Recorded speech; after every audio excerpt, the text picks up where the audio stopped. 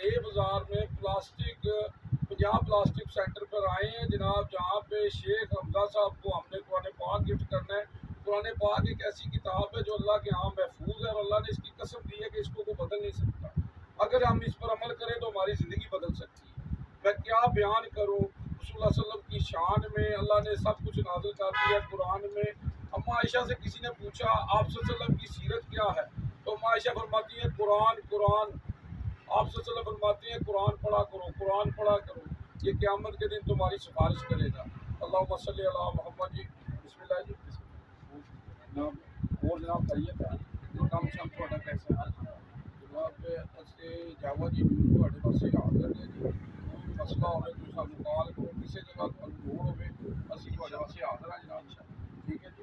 اور ساڑھے لائے کچھ کہنا چاہتے ہو کچھ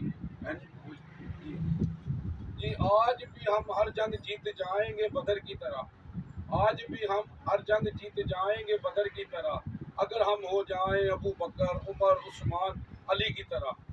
اللہم صلی علی محمد جی، جاوا جی۔